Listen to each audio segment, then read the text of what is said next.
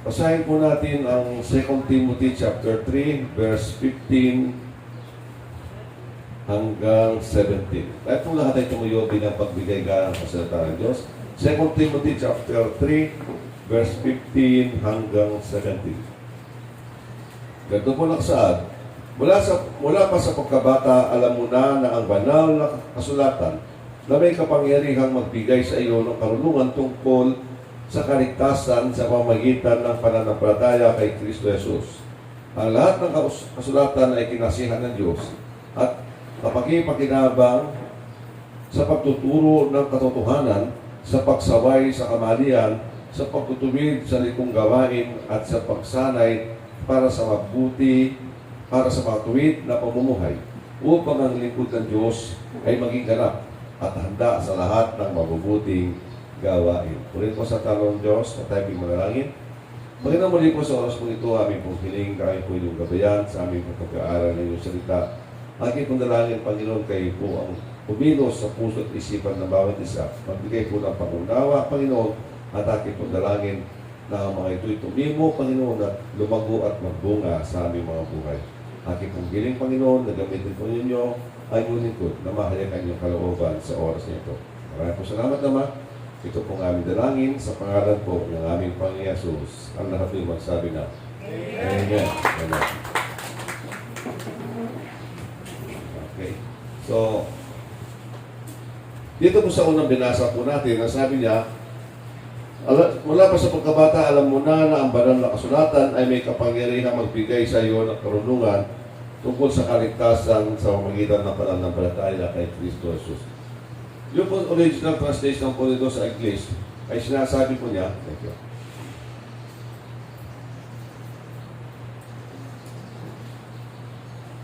All Scripture, sabi niya, is given by inspiration of God. Hindi po tayo magaling sa English, pero ako nasanay na po ako magpansin sa mga connecting word, inspiration of God. Hindi po inspiration by God. At naraki pong pagkakaiba ng dalawa. Isang lamang po natin para maintindihan natin. Ang sinasabi po ni Apostol Pablo, ang kasulatan ng Bible ay isinulat ng mga taong may kinasihan ng Diyos. Yung mismo mga tao ang kinasihan ng Diyos. Inspired sila. Nag-aapoy sila. Meron silang pagkakilala ng kadakilaan ng Diyos, kaya ngayon sila'y sumulat.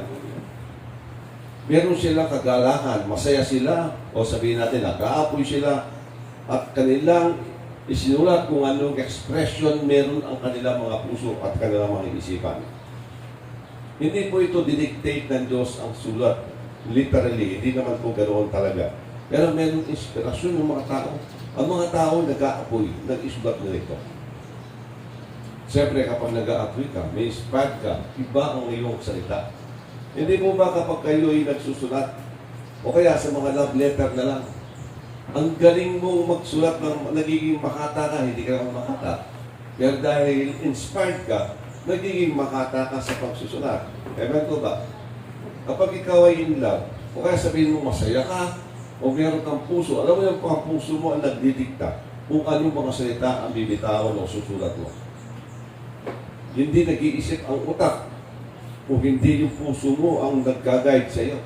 So itong nag-judge kung ano yung tama at mali, kung ano yung angkop at hindi angkop sa iyong mga sinusulat. Kasi inspired sila. Inspired of God. Sila may inspirasyon ng Diyos. Na-inspired sila. So ito po yung unang dapat po natin makita. Hindi yung ang nagsulat, walang pakialam basta nagsulat kasi ginagabay lang ng Diyos ang kamay at sulat. Bahala na Diyos kung ano susulat. Hindi po ganoon. Ang taong nagsulat, talagang may nararamdamang maganda, malalim na damdamin tungkol sa Diyos sa kanyang pagkakilala sa Panginoon. At ang sabi po niya, sa verse 16, ang lahat ng kasulatan ay kinasihan ng Diyos at kapakipakinabang sa pagtuturo. Alam mo ba niyo ang ibig sa aking salitang sa akin pong sariling pagkuwari o paliwanag o pangunawa? Dahil ang mga taong nagsulat ay may inspirasyon galing sa Diyos. At ngayon, pinagpala ng Diyos sa pamamagitan ng mga salitang ito, kikilos at gagawa ang Diyos. Ang salita na naisulat, wala pong kapangyarihan maliban ng Diyos ang siyang kikilos. Maliban na tuwa ang Diyos at pinles ng Diyos. Kapag sinabi natin na siya, binigyan niya ng buhay, binigyan niya ng power, sabihin po natin. Para bang ang isang tao na hindi ka naman pwedeng mag-thanks maliban puspos ka ng Espiritu. O hindi ka pwedeng magsariling salita na gumawa ng salita. O di ibig sabihin, gaya-gaya ka lang kapag nag-thanks ka na hindi galing sa inspirasyon ng Diyos. Ano yung lumalabas sa bibig mo? Mga bagay na narinig mo lang o kaya minemorize mo, yun ang sinasabi mo. Pero dahil naman nagsulat, ay mayroong malaking puso sa Diyos. Natuwa ang Diyos sa kanilang mga gawa at parang sinasabi ni Lord, sa pamamagitan ng mga sulat na yan, kikilos ako sa mga tao na naniniwala at nagbabasa. Amen. Ibig sabihin ng mga sulat ng Diyos na ito, pinagpala niya dahil sa anak sulat, mga malaking puso sa Diyos. Malaking pananampalataya nila ang pag-ibig nila sa Diyos. Ang paghanga nila sa Diyos, kakaiba. Para sabi niya, lahat ng kasulatan ay kinasihan ng Diyos at kapakipakinabang sa pagtuturo ng katotohanan, sa pagsaway, sa kamalian, sa pagtutuwid sa likong gawain at sa pagsanay para sa matuwid na pamumuhay. So, kaya po natin binabasa ang Bible. Marami ang hindi nagbabasa ng Bible. Kaya nga po, ito'y tulong na binigay ng Diyos sa atin. Sabi niya, kinasihan ko yan, pinagpala ko yan, binigyan ko ng kakaibang espiritu na meron diyan. Kapag hindi naman lahat ng oras pag nagbabasa ka, may message ang Diyos, hindi ba? Hindi naman lagi nagsasalita ang Diyos na babasa mo kung minsan parang ordinary lang. Pero may oras na biglang magsasalita ang Diyos sa mga nababasa mo. Naghahayag siya ng mga katotohanan at ikaw ay namamangha. At ikaw kung minsan, nire-review ka ni Lord, kung minsan man, ini-inspire ka ni Lord, binibigay ka ng pagkakilala na katuwaan sa puso mo. Pero hindi lahat ng oras nandun yun. Kasi sa oras na gustong kumilos ni Lord, kikilos siya at ipapaunawa, ipapadama sa iyo. Kaya nga po, sabi ko, kinasihan ng Diyos, pinagpala lang ng Diyos.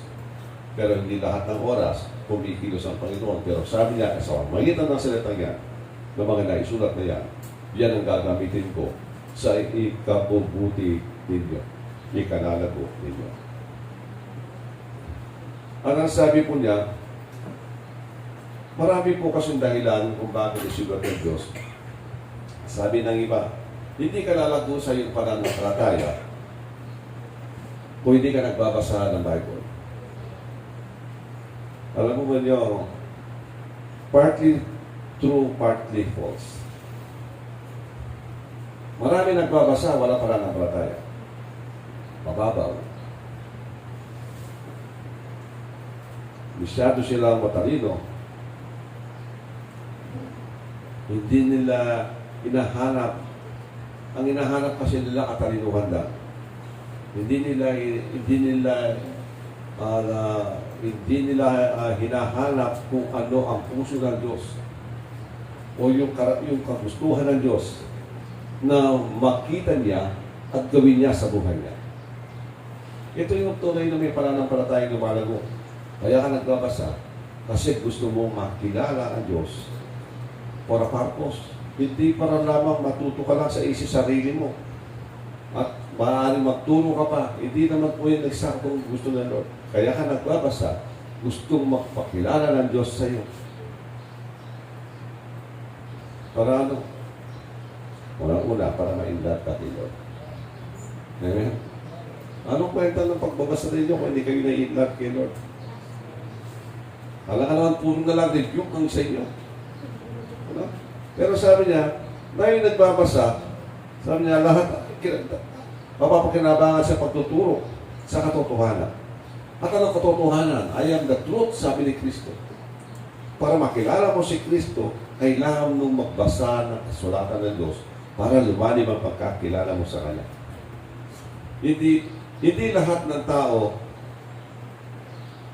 ay maganda pagkakilala sa Diyos.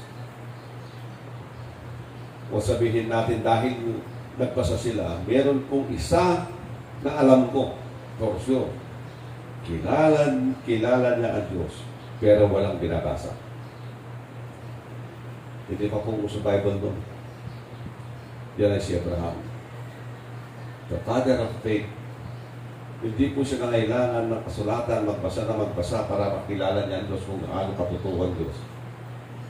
Pero sa puso niya, nabuo ang isang katotohanan kung ano klaseng Diyos meron siya. Tayo, nahihirapan tayo doon.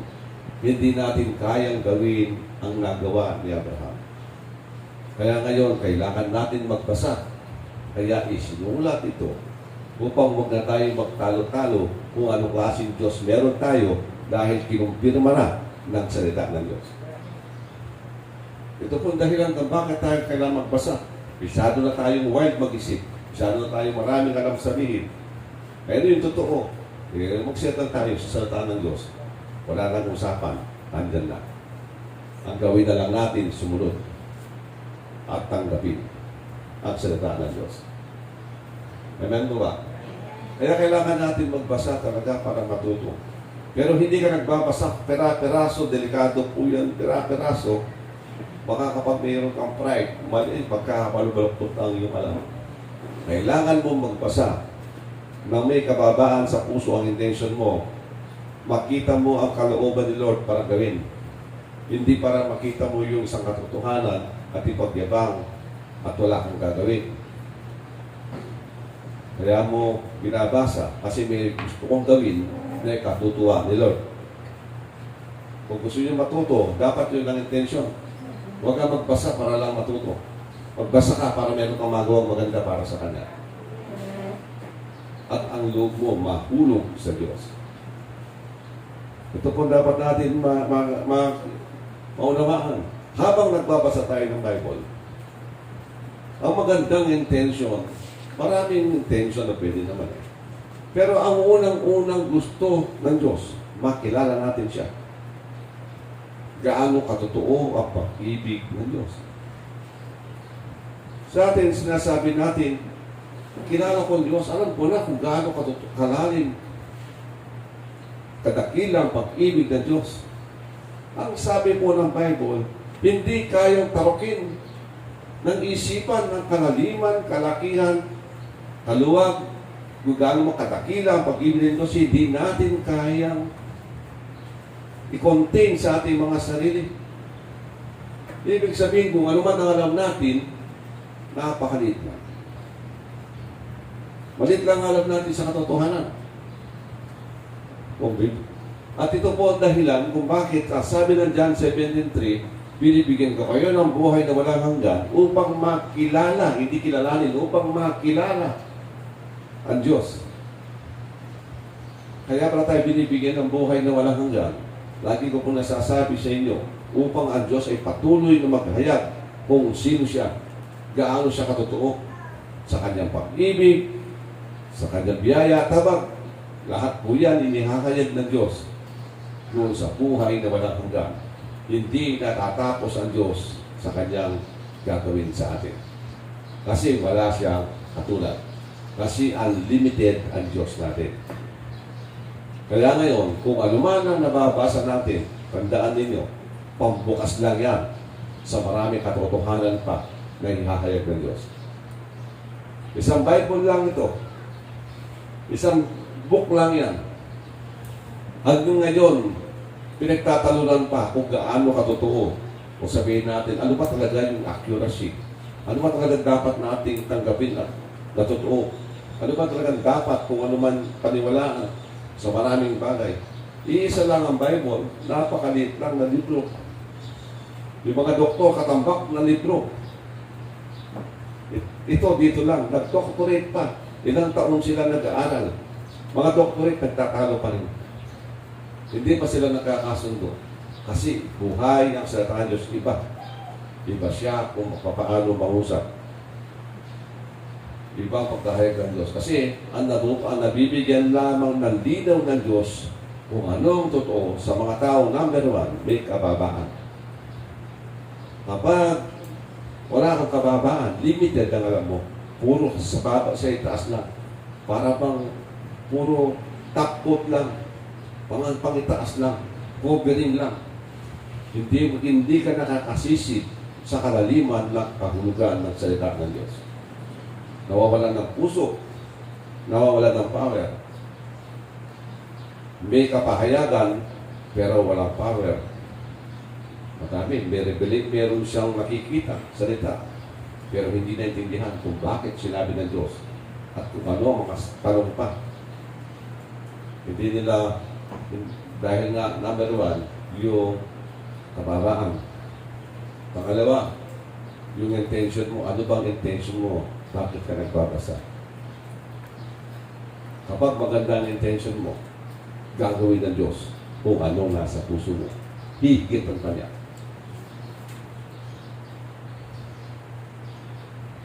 Pero pakatandaan po natin, ang unang-unang intention, gusto mo makilala lalo si Lord sa Kanyang kabutihan. Kasi kapag nakikita mo kabutihan ni Lord, may inlad ka sa Kanya. At ito naman ang hinahanap ni Lord. Na lumaki ang ating pag-ibig sa Kanya. Ang pag-ibig natin ngayon, kung hindi tayo lalako, ibig sabihin, stagnant tayo. Para tayong halaman na dwarf. Tawag doon? Bonsai. Bonsai ang ating mga puso sa ating ugnayan sa Diyos. Patuloy dapat tayong nag-aaral at patuloy na tayong tumanggap ng kapahayagan ng Diyos gaano siya katotoo. Gaano niya in-express ang pag-ibig niya, anong ginagawa ng Diyos. Alam niyo kung minsan ako dumarating din sa punto na sabi ko, parang meron na ba akong dapat nalaman sa pag-ibig ng Diyos? Pero sabi ko sa sarili ko, nabasa ko sa Bible, kaya ito magbibigay din ng turo sa iyo. Hindi mo kayang sukatin, unawain ang kalaliman ng katotohanan ng pag-ibig ng Diyos. Kaya sabi ko, Lord, bilhin mo pa ako. Mag-reveal ka ulit. At kapag nag-reveal ang Diyos ulit, nagpadama ulit ang Diyos, umiyak ka na lang sa kagalakan sa Diyos. Kaya tayo huling umiyak dahil nakita niyo, nagkahayag ang Diyos, gaano siya kabuti. Kung matagal na, disanin niyo, Lord, dagdagan mo pa ako na kapahayagan mo. Gusto kong sumariwa ang aking puso na gaano ka katotoo upang ako'y lalong ma-inlove sa iyo at lalong maging maapoy ang aking paglilingkod at pagsamba sa iyo. Ito po ang ating layunin. Kaya tayo, kapag hindi tayo lumalago, hindi tayo naradagdagan ng mga revelasyon ng Diyos, kapag tayo sumasamba, anong dala mong pagsamba? Anong offering dala mo? Dati. Wala mong masama sa dati. Pero mas maganda kung may bago. Hindi mo ba? Magdala tayo ng bago. Magdisal tayo, Lord. Gusto ko ng bago. Kasi kapag nag-reveal sa Lord, dapat may pagbabago sa iyo eh. At yung pagbabago yun ang dala-dala mo kay Lord. Pagbabago sa puso, pagbabago sa gawa, pagbabago sa attitude o naman, yun ang opening mo kay Lord na may dala pa sa salamat sa Kanya. Kaya nga po, kapag ang Bible, tinuturuan tayo ng mga pundasyon at pinapalakas pa kung ano alam mo, patatatagin pa niya para hindi tayo madaling matangay ng kung ano-anong katuruan. Kapag hindi tayo nagbabasa ng tama, kapag may magaling, charismatic, magsalita, madali kang makonvince. Wala kang foundation wala kang pundasyon sa iyong pag-aaral. Kaya kailangan ang pag-aaral para mapundasyon ka lalo at tumibay. Lalong magugat ang iyong pagkakilala sa Diyos. Kaya minsan sabi ko, ano man ang katuruan, kalakihan ng Diyos, di ba? Minsan nasabi ko, kung anong pagkakilala mo sa Diyos, huwag kayong papayag na may magtuturo na ibababa niya ang Diyos. Kasi tinanggap mo na. Bawal na bawal. Ang pwede mo lang gawin, kung kaya niyang itaas ang Diyos sa kanyang pagtuturo, yakapin mo yon. Dahil mas takila ang Diyos sa kanyang kapahalagan. Alam niyo, bitin pa yan. Sabi ko sa inyo, bitin pa. Kaya lagi tayo naghahanap ng mga karagdagan, ng mga bagong kapahayagan na lalo magiging bida, takila ang Diyos. Amen. Dapat ganun po ang ating Diyos. Mauhaw tayo. Gano'ng kalaki ang Diyos. Kaya nga kanina pang umawit tayo, lalalaman natin, worthy, worthy, worthy.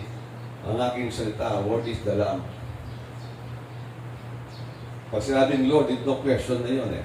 Pero kapag siya, worthy is the Lamb, pati yung kanyang sakripisyo ginawa, kasama na lahat dun. Kung anong ginawa niya, worthy siya. Sa lahat ng papuri, pagsamba, pag-aalay sa kanya, worthy ang ating Panginoon. Kaya pwede nyo palitan yung wording sa worthy is the Lord, is the Lamb.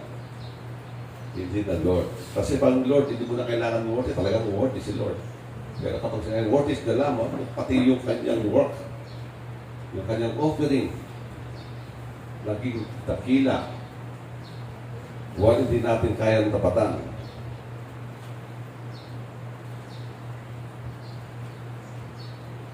Marami po tinuturo ang Bible pagdating sa Diyos. Pero kung minsan hindi natin pinapansin. Alam nyo, kapag nagbabasa tayo ng Bible, magbasa ka lang kung minsan, hayaan mo, basa ka ng kwento, mga historical, kasi part ng historical, mayroon na sounds, mayroon kung ano-ano dyan, katuruan. Magbasa ka lang. Huwag ka muna magkipagtalo sa isip mo, ano pa sinasabi. Mas damahin mo lang yung sa espiritu ng iyong binabasa. May espiritu ang salita ng Panginoon. At pagdating ng araw, kung ano kailangan mo, ibabalik ni Lord yan. Ito yung sinabi ko. Kapag naman mayroon na sasalitang hindi tama, babalik din sa iyan dahil sa nabasa mo. Hindi ganun nabasa ko. May experience na ba din niya yun? May nasasalita, kumukontra ka kasi meron kang nabasa. You don't agree. Ay, hindi tama yan. Maramdaman mo na lalo yung espiritu ng Lord. Tapos bigla mo sasalita ng ibang espiritu, hindi ka papayag. Bakit? Kasi meron ka tinanggap sa iyong pagbabasa. Kaya importante ang magbasa, magsalita ng Diyos, kahit hindi mo pa kailangan unawain para masyado kayo mga detalyadong mag-isip. Huwag muna. Hindi nyo role na mag-isip na detalyado muna. Kapag nagtuturo kayo, kailangan ninyo. Pero sa inyo, bilang personal, magbasa lang. At ito'y magiging bantay mo. Mag-isang magbabantay sa iyo sa mga nagtuturong iba kung may maling dumarating. At kung may tama, may appreciate, tama sinabi niya. Masaya ka noon, makakarinig pa. Kasi naging isa ang espiritu niya. Siguraduhin mo lang tama ang espiritu mo. Napakadelikado yan. Kaya mamaya may mali ka at may espiritu ka na palang iba, hindi galing kay Lord. Naging kamukha mo siya ng espiritu. Pareho na lang kayo. Kaya importante talaga, sabi nga kanina, ayusin mo muna ang sarili mo. Nabanggit ko kayo na tatlo. Dapat maging maayos tayo. Para hindi tayo mapalayo, mading lang ng kalaban. At ang isa pa, sabi niya, ang lahat ng kasulatan ay kinasihan ng Diyos at mapapakinabangan sa pagtuturo ng katotohanan sa pagsaway sa kamalian. O reproof, sabi natin. Alam niyo, maraming katuruan ngayon na hindi natin pinapansin kung minsan, pero may mga spiritong hindi tama. Meron akong tinatawag na seductive doctrines. Kasi ano mo yung isipin seductive? Kung gawin natin sensual, gawin natin fleshy, seductive, seducing spirit. Saan ka seduce? Ano seductive gagawin niya sa iyo? Para binibigyan niya ng panlasa ang bagay na hindi mo dapat pansinin at gawing at nasain. Number 1, kasalanan. Alam niyo, meron mga tinatawag ako seductive doctrines. Pero ito hindi pansin kasi mga kapatid din natin na mga yan, meron nahuhulog sa seductive spirit, meron naman hindi. Bagamat naandyan yung spirito ng seductive ng teaching, seductive teaching nila. Tawag ko yan, kasi that is my personal expression o understanding. Kung akong kausap, kung ako yung magsasalita, gano'n ang aking term, seductive. Kasi kapag sinabi mo, ito maraming tatamaan sa inyo, huwag na kayo magalit. Kasama yan sa recruit. Kapag ikaw ay once saved, always saved teaching. Kung ako naniniwala dyan, baka hindi lang isang asawa ko. Dadagdagan ko yan. Once saved, always saved ako eh. Ano kung inaalala ko? Ang mahalaga sa akin, ligtas ako. Sabi nga ng iba, iwan ko totoo, magandang lalaki daw ako.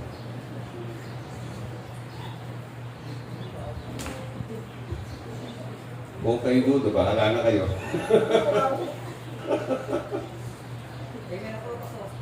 Okay. Hindi ba talaga kung sasabihin mo maniniwala ako, mag-good time na lang ako. Dadagdagan ko ang aking ministry. May ministry ako sa Diyos, may ministry ako sa aking sarili. Nagdidiyan ba niya ako? Kaya sabi ko, ang tawag ko na seductive doctrines. Once saved, always saved. Kaya nga yung iba, nahuhulog niya. Kapag may dumating na isang maganda, akit-akit, sabi niya, 1 linggo lang naman ako makamasya, tapos balik ako.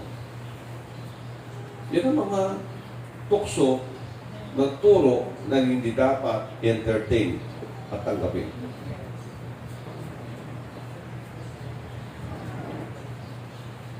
At meron din tayo tinatawag na destructive belief. Nakakapinsala. Maliban dun sa nakakapinsala niyo seductive doctrine, yun pang destructive beliefs. Ano yung mga destructive beliefs? Prosperity gospel. Sa isang tao na naniniwala sa prosperity gospel, kawawa sila. Walang una sila na inaabuso, ina-abuse pagdating sa pananalapi. Magbigay ka ng, meron kang kotse. Bigay mo yung kotse mo para ni Lord na mas malaki. Kasi hindi naman siya mapayag na nag-offer ka ng kotse mo, tapos hindi niya papalitan. Nasarap naman ang buhay ni Pastor, bibigyan ng kotse. Tapos, o kaya nag-offer ng, di ba napapanood niya sa TV, yung pang malaking offering? Para daw i-bless kayo, Lord, magbigay kayo ng malaking offering. Tandaan ninyo, iba yung offering, iba yung tithing, at iba yung reasoning kung bakit ka nag-o-offer. Bakit ka nag-o-offer? Bakit tayo nagkakaloob? It is a measure of how we measure God in our life. Ibig sabihin, how we value God, paano natin pinapahalagahan ng Diyos. Yung sinasabi natin kaninang worthy is the Lamb. Pag sinabing worthy is the Lamb kanina, para bang lahat ng meron ako kulang pa para ibigay ko sa iyo. Pero pinagkakait natin ang mga bagay-bagay na hindi natin alam. Kaya expression ng ating pagbibigay halaga sa Diyos o yung ating pag-ibig sa Diyos, kung paano tayo magkaloob. Masaya ka ba sa pinagkakaloob mo o mabigat? Kaya sabi ni Lord, kung mag-o-offer kayo, kung saan kayo masaya. Pero wag naman doon kung saan kayo nagdilimos sa Diyos. Baka nililimusan natin ng Diyos, hindi na-offerin yun. Huwag natin limusan ng Diyos. Insulto yun sa Kanya. Ibig sabihin, hindi siya worthy. Hindi siya karapat-dapat na tumanggap ng ating pagsamba. Pagsamba yung offering eh. So dapat maging tayo, yung sabi nga ni David nang meron siyang kinukuha ng hayop, mag-o-offer ako sa Diyos, sabi niya. Sabi lang noon, nalaman niya, mag-o-offer sa Diyos, sabi ng tao, ay, i-offer po ninyo sa Diyos, wag na po na yung bayaran. Ano sabi ni David? Ayaw kong magkaloob sa Diyos na hindi ko binayaran. Kailangan ako mismo ang magsasakripisyo. Hindi sakripisyo ng iba para ibigay mo kay Lord. Dapat meron akong maglalabas talaga ako dapat. Galing sa akin, galing sa puso, galing sa aking kakayanan. Kaya nga ngayon, nabanggit yung 2 barya. Yun lang naman ang pera niya. Ano pa pa nga pero binigay pa rin niya. Hindi dahil sabi niya, Lord, karapat-dapat ka. Mas masama loob niya. Bigay ko na rin sa ito. Hindi po ganoon. Kasi nakita niya ang worth ni Lord. Lord, you are worthy to receive everything. Gusto ko ngayon sakripisyo ang araw kong ito. Ibibigay ko sa iyo ang aking pagkain. Huwag yung gagayahin yun kung meron kayong mga baby pinapakain. Mamaya, pinagutog na tapos hindi po pwede yun. Kasi mamaya mag-i-extend naman tayo. No? Baka meron kayong bata na tumatakbo-takbo, wala palang makain, bibigyan nyo lahat ng pagkain. Hindi po pwede yun. Kukay na lang, walang problema. Kahit pag-fasting pa tayo kung kailangan, kaya ninyo. Pero hindi tayo tinawag ni Lord na maging responsable. Amen. Tandaan ko ninyo. Kung kayo may pananagutan, responsable kayo. Hindi ibig sabihin, dahil kay Lord, tatalikuran ninyo ang responsibilidad ninyo. Hindi po pwede yan. Amen. Dapat ito maliwanag yan. O biblical, kung yung ba'y pastor at walang maibigay na pera ang kongregasyon at meron kang anak na maliliit na kailangan kumain, walang trabaho si Mrs., di siya makapagtrabaho. Magpapatuloy ka ba sa pastor o magtrabaho ka na lang? Ang sabi ng iba, magpastor ka daw. Ano? Magpapastor ka, iiwan mo yung anak mo kumakain. Hindi ka tinawag ng Diyos magpastor para maging responsable sa iyong mga anak. Iiwan mo ng pastoral, magtrabaho ka at pakainin mo ang pamilya mo. At kung may magandang pagkakataon, bumalik ka sa ministry, gawin mo. Biblical, nagalit si Nehemiah, na makita niya yung templo, sira-sira. Tinatawag niya, tinanap niya yung mga manggagawa. Wala. Nagsilabas, nagtrabaho. Galit na galit si Nehemiah, tinatawag ang mga tao. Sinagmunan ng mga tao at ang sabi niya, ang gaganda ng bahay ninyo, tingnan niyo yung templo sira-sira. Nasa na mga manggagawa? Wala, kasi hindi kayo nagkakaloob upang sila may makain. Naobliga sila lumabas para magtrabaho, para may maipakain sa pamilya. Hindi niya pinagalitan ng mga manggagawa. Hindi niya sinabi, bakit niyo iniwan ang templo ng Diyos? Ang sinabi niya, bakit hindi niyo sinuportahan ng mga manggagawa ng Diyos para sila makapaglingkod sa Diyos?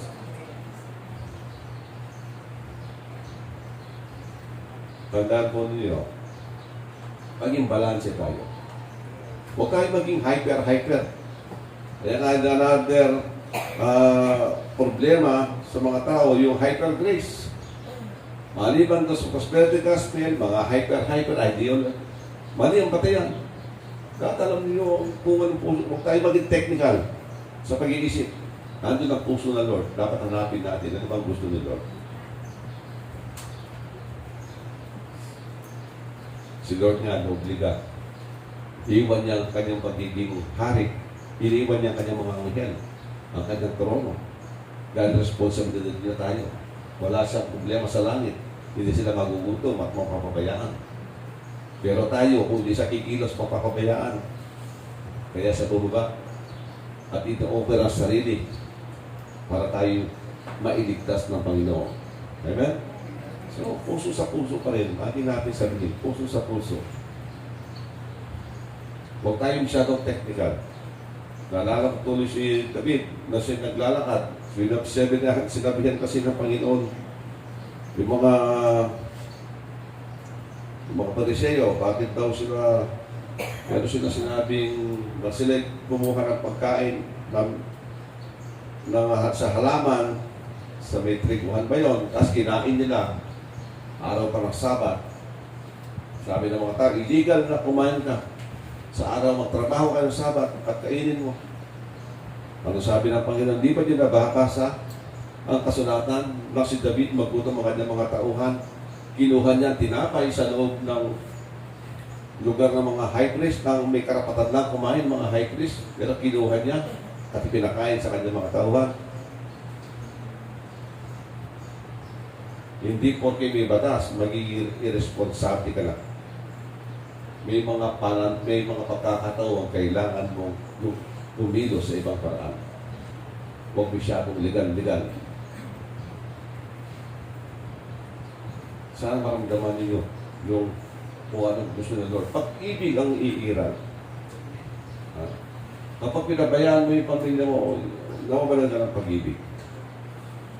Nagiging self-righteous ka. At kung meron, kung sakaling sa gawain, huwag kang magalala, may ipagkagawa niya. Masusubo ng ibang Diyos na may kakayanan. Nagawin niya yung tungkulin na dapat mangyari.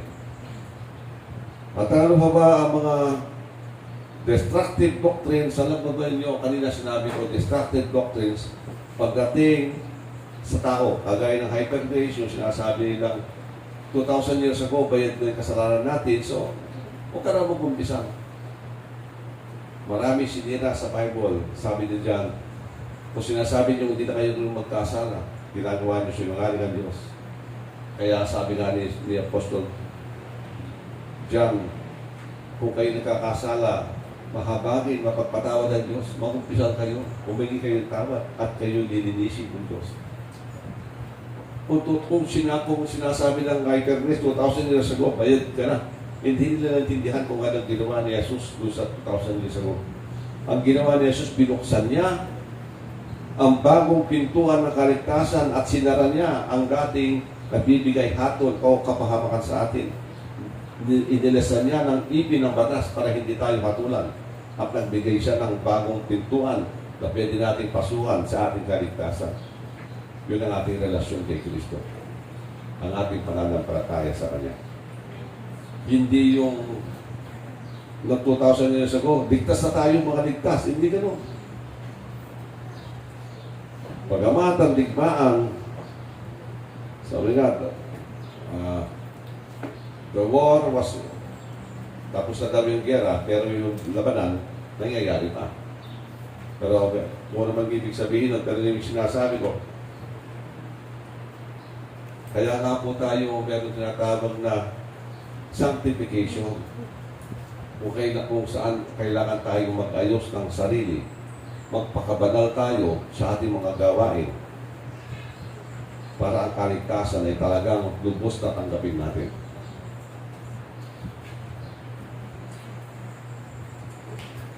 At ang sabi mo po niya, alam ko ba niya may mga ang oras ko konti na lang. Yung umalis na si Brother Aaron, pupunta na doon. Okay. So, hindi ba lang, at wala pa. Diretso lang tayo.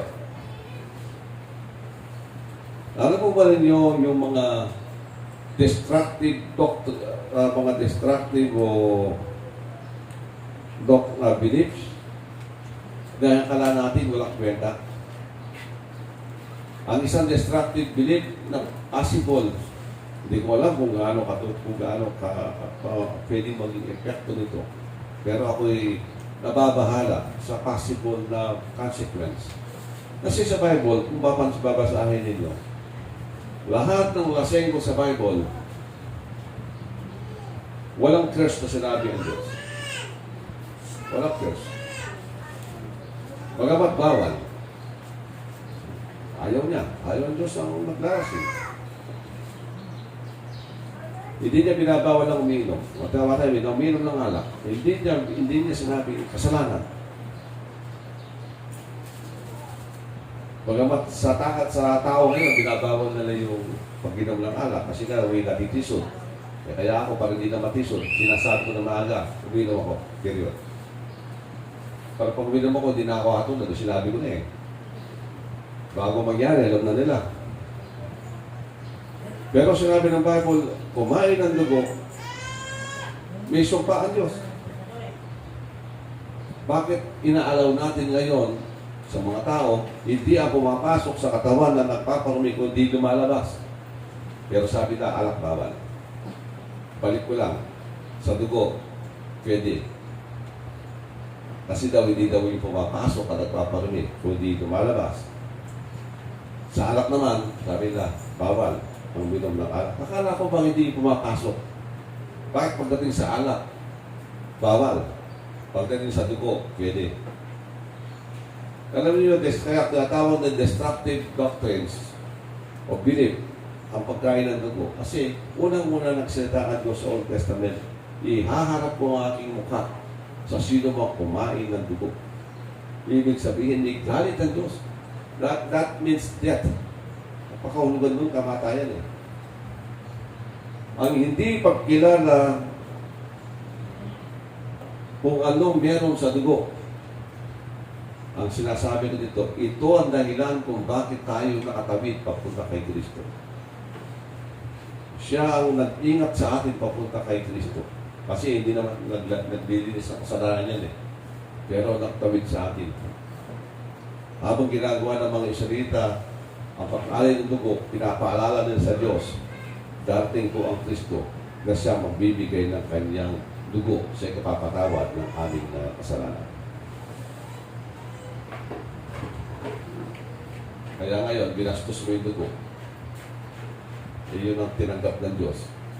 Ibig sabihin, kapag kumain ka ng dugo, hindi mo pinahalagahan ang pagpapahalaga ng Diyos kung anong dugo sa buhay natin. Kaya sabi naman, kainin din yung mga hayop. Hindi naman literal na dugo eh. Yung talagang dugo talaga. Kasi that represents life, that represents offering o kung sacrifice. Yun ang ginawang sakripisyo na tinanggap ng Diyos. It symbolizes the coming of Christ.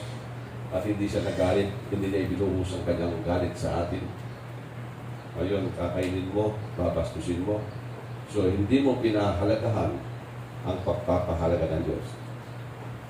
Ano kaya pwedeng mangyari sa iyo? So, wala pong malinaw ang Bible na pagdating sa New Testament. Pero, may fit ang salita niya. Huwag niyong gagawin. Amen. At another destructive doctrines, hindi na sa tao ngayon, sa Diyos na. Meron pa mga doktrina na hindi natin nakapansin na kala natin walang kwenta. Pagdating sa katuruan ng impyerno, kapag sinabi mo everlasting torment, masaya ba kayong walang hanggang pagpapahirap? Hindi ko matarok ang aking sa isipan. Hindi ko nga maintindihan noon ng Diyos kung totoo ito. Patay pa siya lang ako.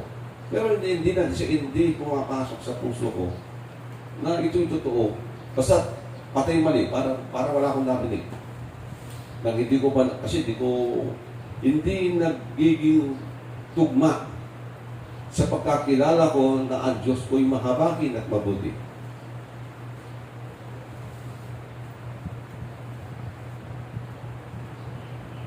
Nabuhay ka lang ng 100 taon. 1,000,000 taon ka na pa ng pinaparusahan, di ka patapos. Sinira natin ang imahin ng Diyos. We destroy the image of God. Kapag naniwala tayong everlasting torment, kapag sinabi sa salitang everlasting, iba ang patungkol ng Bible. Salitang everlasting, ibang pagkakagamit niya. Tayo lang nagbibigay ng ibang meaning. Nagliliteral tayo, samantalang ang Diyos isang only an expression kung anong ibig na sabihin patungkol sa taong tatanggap noon. Habang paliwanagan ng konti, pero minsan na ipaliwanag ko na dito, ilang beses ko na pa pinaliwanag sa inyo kung anong ibig sabihin ng everlasting. Diba, pagkakataon kung gusto nyo magtanong o paano yan everlasting o eternal, pareho lang mong point word niya.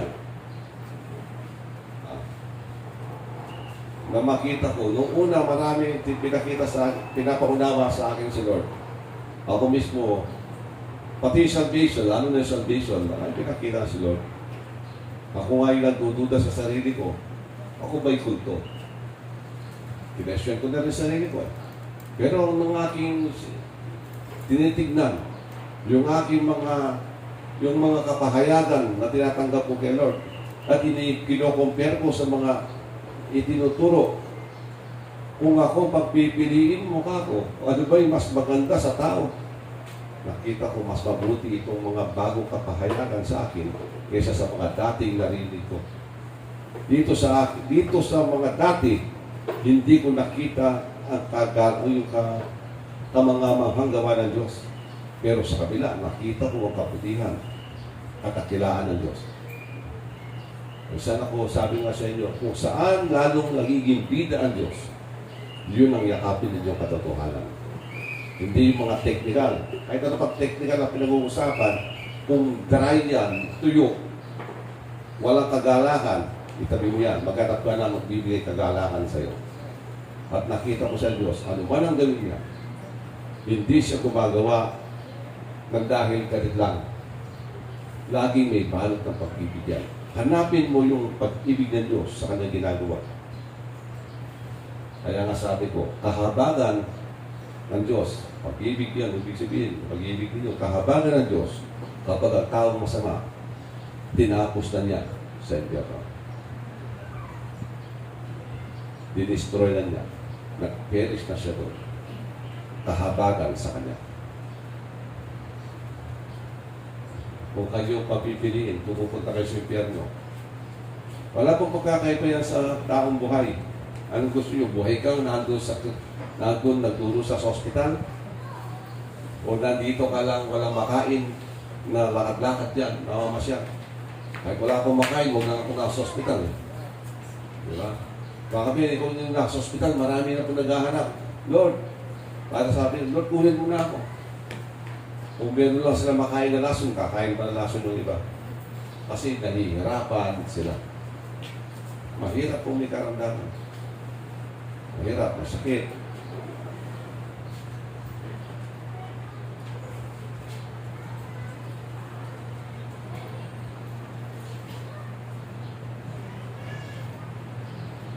Ano ba meron sa mga... So, yung iba naman, correction naman ang kasunod. Sabi niya, correction. Ang correction ay ang Bible kasi ginagamit din natin para maituwid, mailagay sa tamang linya, tamang kaisipan, tamang direksyon, ang mga katuruan. Hindi pwedeng mag-isabog-sabog na para magulo. Dapat nakikita mo yung kaisahan, smooth. Ang katuruan po ng Bible dapat gano'n ang ating makita. No? Ito po yung sabi nga, to rectify miscalculated doctrines, beliefs, and practices pagdating sa correction. Kaya po nagbabasa para makita mo ang mga dapat ayusin. Di ba sa salvation na lang? Kapag salvation na pinag-uusapan, kung minsan marinig ko, kung hindi mo pangangaralan, hindi ka maghahayag na salita ng Diyos, hindi sila maliligtas. Anong ibig niya sabihin maliligtas? Pupunta sila sa impyerno. Doon sa dagat-dagatang apoy. Pero sabi ko, nakita ko, Panginoon, marami siyang sinabi kapag pinagsama-sama mo, hindi naman po ganoon kaliteral ang sinasabi niya. Kaya nga sabi nila, kapag hindi nila narinig ang pangalan ni Jesus, sila'y pupunta sa impyerno.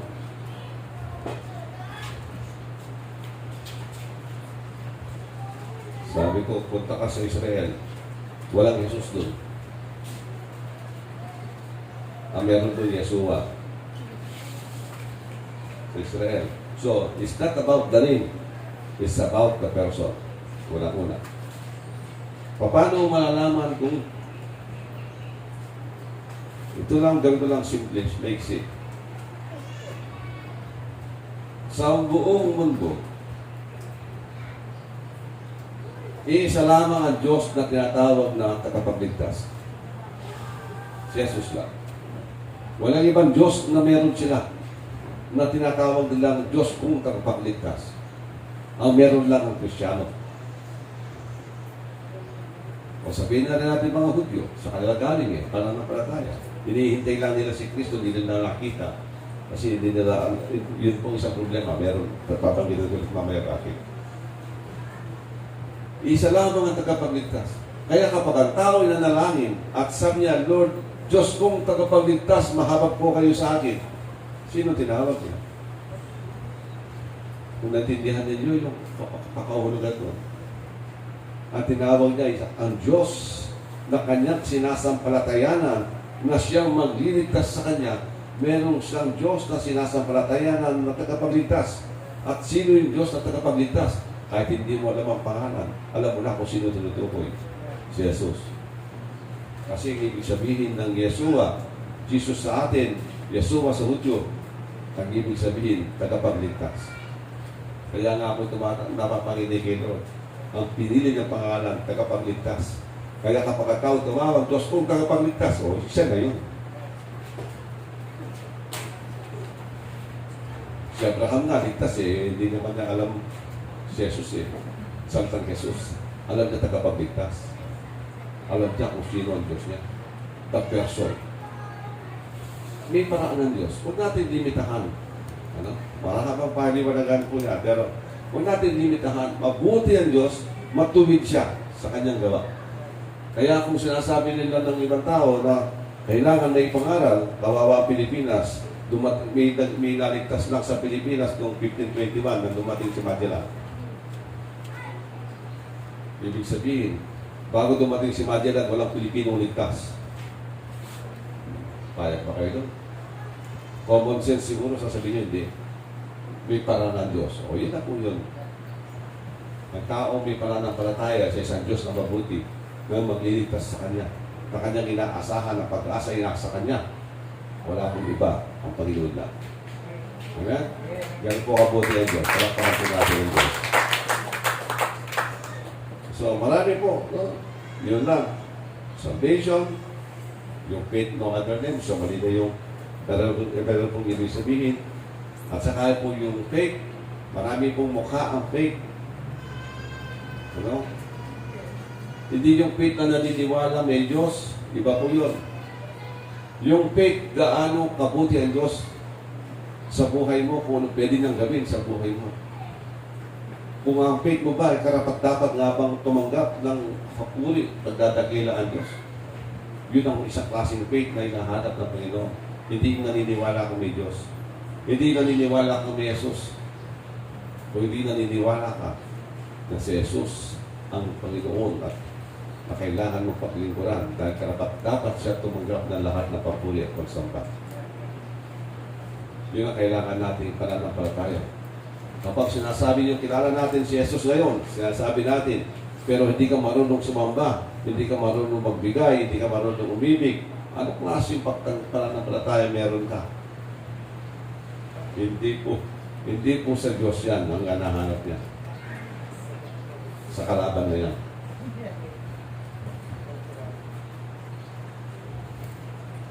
Yung another problem na kailangan din natin i-correct, yung Old and New Testament. At saka ito yung law and grace. Hindi nila alam pag-isahin.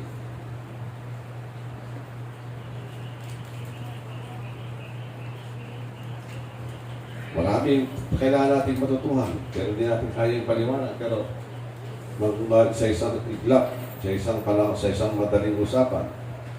So, gusto ko lamang ko yung isa lamang, bigyan ko kayong teaser. Sinasabi ko, bigyan ko kayo ng isang revelation bilang na magbibigay sa inyo ng pagka, sabihin natin, totoo ba yun? Ibig sabihin, research kayo pagkatapos.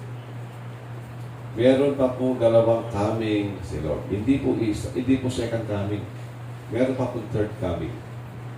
Magkaiba ang gamit niya. Yung third coming na doon yung rapture. Sabihin natin yung final days na lahat ay bubuhayin muli ng Diyos. Haharap tayo sa trono ng Diyos. Yun ang third coming. Pero yung second coming, ito yung inihintay ng mga Hudyo. Kaya hanggang ngayon, hindi pa sila Kristiyano. Kung saan ang sabi ng mga Hudyo, kaya ayaw nila paniwalaan si Jesus na siya ang Kristo. Kasi pagdating ng Kristo, sabi nila, Ibabalik ng Diyos ang kapayapaan, kasaganaan, katahimikan sa Israel. Dumating na si Jesus, di ba? Magulo pa rin ang Israel na ngayon. Kasi sabi, hindi si Jesus yan. Kasi hindi pa kami pumayapa. Hindi pa kami mag-istagana. Magulo pa rin kami.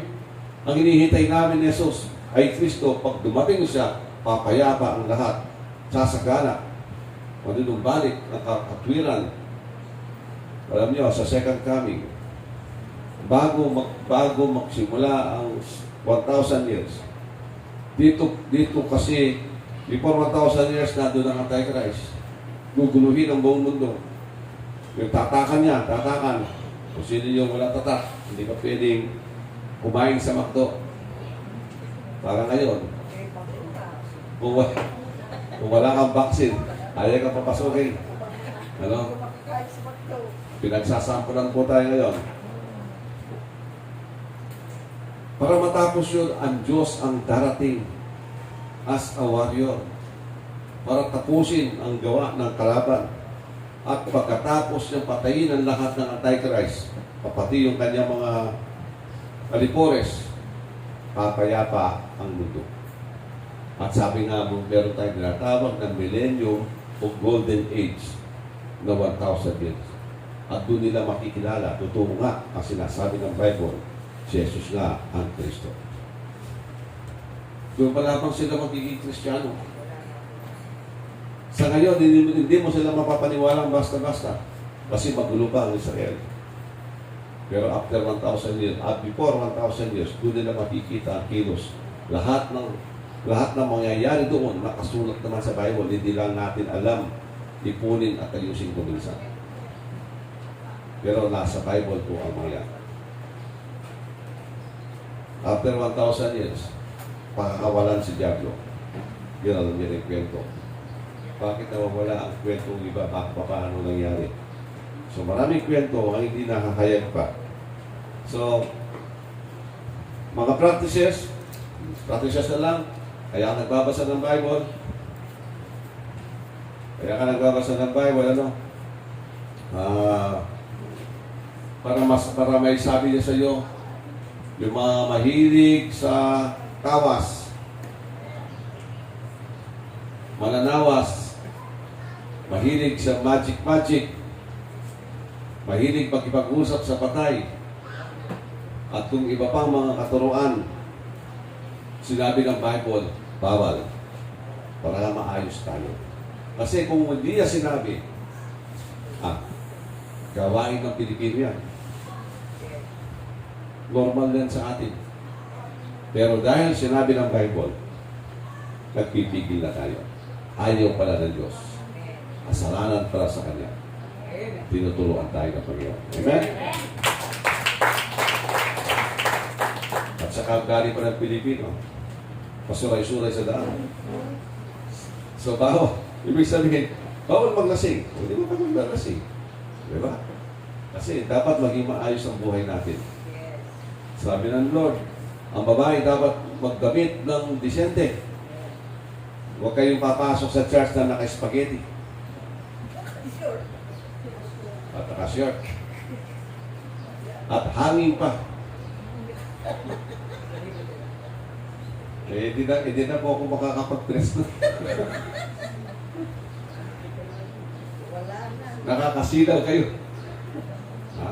So, yan ang mga sinasabi na kaya kailangan natin basahin para alam natin kung anong gagawin natin sa buhay. Paano tayo magkayos? At sinasabihan tayo ng Lord, paano maglingkod sa Diyos? Ang unang-unang paglilingkod sa Diyos, kailangan mo muna makilala at mahalin muna ang Panginoon. Kasi hindi ka pwedeng maglingkod at maging kaaya-aya sa harapan ng Diyos na walang pag-ibig. Ang unang-unang hinaharap ng Diyos sa iyo, love mo ba ako? Amen? So marami pong tinuturo ng Diyos sa atin. Nandun na yung instruction, yung sinasabi ko rin na instruction, how to behave and discipline our life for God's glory. Tandaan natin, may kaayusan.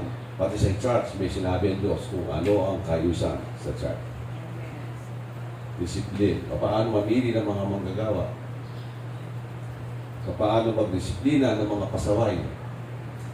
Sinabi ni Lord, may mga instruction siya. Kailangan nating matutuhan. No? Yung mga prinsipyo, mga instruction, yung mga prinsipyo napakahalaga. Yung mga kwento-kwento sa Old Testament, akala natin, wala ka matutuhan. Marami kang matututuhan sa kwento lang. May mga prinsipyo dyan. May mga pag-asa na itinutulong sa atin. Ito nangyari sa kanya ba? Pwede mangyari sa iyo.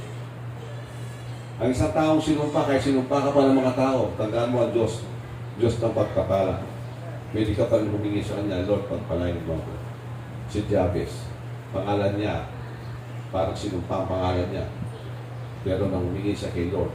Alam nyo, isa kang taong lumaki sa sumpa ng pangalan ko'y sinumpa. At ngayon maniniwala ka na ang Diyos mabuti pa rin para pagpalain ka. Kaya ang Diyos natuwa eh. Sabi niya, itong taong ito, taong ipinanganak na isinumpa. Pero lumapit pa rin sa akin. At sabi niya, ako'y magpapala pa rin sa kanya. Wow, sabi ni Lord. Kayo, anong klaseng pag-asa meron tayo kay Lord?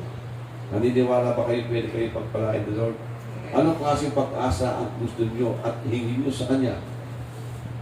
Sa kabila ng imposible tingin ninyo. Hindi nyo kung anong gusto, kung anong kailangan, natandaan na, magkaiba po yun. Kung ano ang kailangan ninyo, ang Diyos hindi maramot. Basta tama ang puso mo. Kung hindi man ibibigay siya ng Diyos yan, literal, iba ang bibigay niya sa iyo, pero mas maganda pa. Amen?